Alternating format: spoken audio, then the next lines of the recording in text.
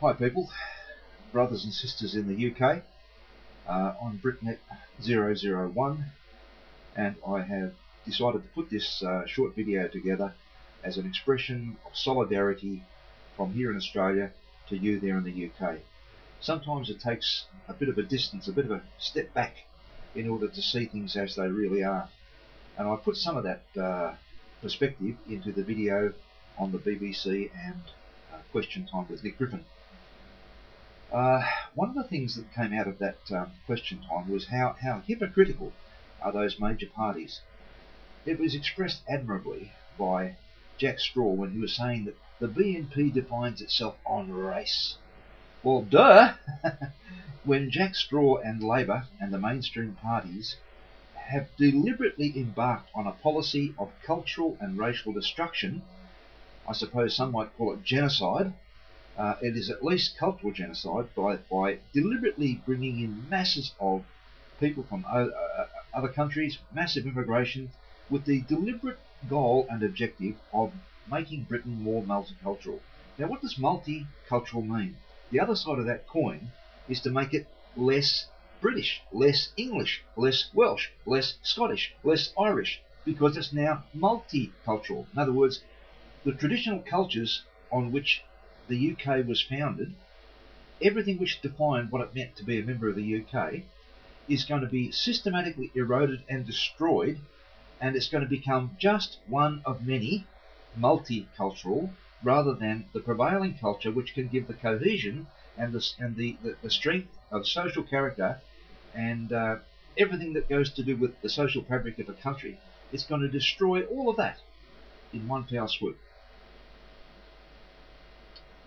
Now, a couple of things are happening in your country which many of you are aware of, some of you may not. Mr. Jack Straw, I called him in the other video Mr. Clause 61. Clause 61 is a section of the Coroner and Justice Act. Sounds pretty innocuous, doesn't it? Doesn't sound too threatening. But when you look at what it does, among other things, it does many good things, there's no question about that. But one of the pernicious and evil things it does is found in Clause 61, which relates to Section 29AJ in the Public Order Act. Now, that particular section of the Public Order Act relates to the legality of having a disagreeable conversation about sexual orientation. If, for example, you encountered somebody who was bisexual or gay, and you're straight, and you tried to persuade that person to sort themselves out, get your head fixed up, whatever it might be, you disagree with them about what they're on about.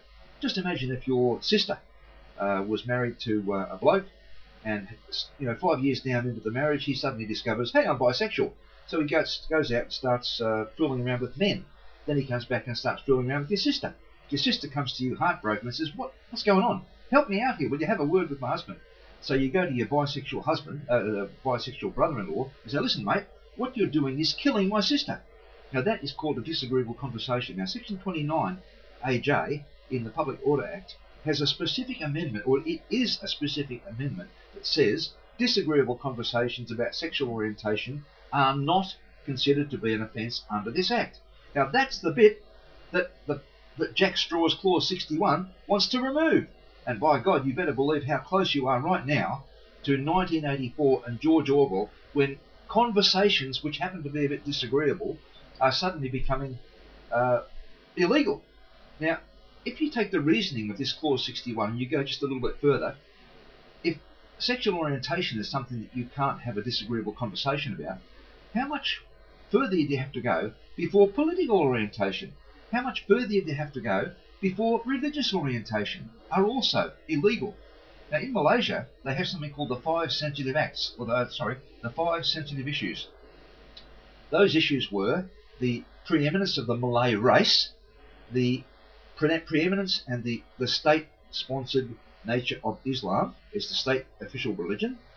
There was the new economic policy which discriminated against Chinese and gave quotas, affirmative action, to ethnic Malays to go ahead in the university. And there were a couple others that escaped my mind. But take it from me that if you happen to have a disagreeable conversation in Malaysia about any one of those 5 sensitive issues, you could be jailed under the Internal Security Act without trial until you die. Now, you are very close to that in the UK at the moment, when Jack Straw and his evil henchmen and thugs. Firstly, they bombard you with unpettered immigration and try to dilute your culture and your racial integrity and your cultural cohesion. And then they come along and they start to try to control even your conversations. Clause 61. Look it up in the Coroner and Justice Act. See exactly what it does.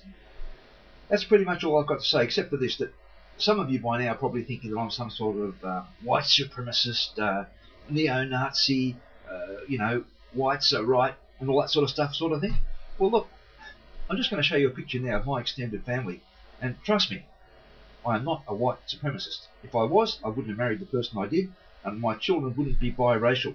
But I tell you what, I absolutely support the English Defence League, the Casuals United, the British National Party, which, by the way, if Labor and the Conservatives did what they should have done and actually had some principle in running the country, the BNP would not exist. So if you want to get rid of it, do the right thing. But actually, right now, I believe you've gone too far. You've had too many chances. You've had the chance to sort out immigration and stop importing votes. You've had the chance to reject a lot of this defamation of religions and hate speech rubbish that's going to try to control even conversation. You had your chance. And you're now coming at the BNP in a feeding frenzy, and you're picking on Nick Griffin as though he was the worst person in the world, when he's the only bloke who's got a pair of balls and is able to speak up for what he believes in. All you people are just fitting in with this global multiculturalism rubbish that came from Herbert Marcuse. Repressive tolerance, 1965. Read up about it, everyone who sees this video, and see what even his first paragraph says.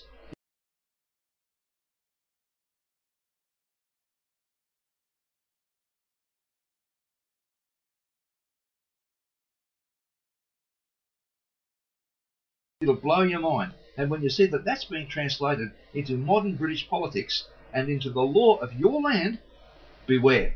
And I say go to Leeds on the 31st of October. Go to Leeds no matter what. I don't care what you have to break. If I could get there from Australia, I'd go there. Trust me. Go to Leeds with the EDL and the casuals, and just be a massive, massive number of people. Be peaceful. Don't be violent. Don't bring in any neo-Nazi rubbish, or if you're a neo-Nazi, keep right away. If you're a genuine Brit, a person with self-respect and dignity, you go there and oppose the idiots like Jack Straw and all those other major parties. Give a bit of support for the EDL, because they're not standing for any particular political party. Their aims, their issues do happen to coincide with the BNP. So what? That's the way it goes in life. Certain things like that happen. Go to Leeds on the 31st. Look up the EDL website for all the details, and do whatever you can to be there as a peaceful, lawful presence. That's all I've got to say.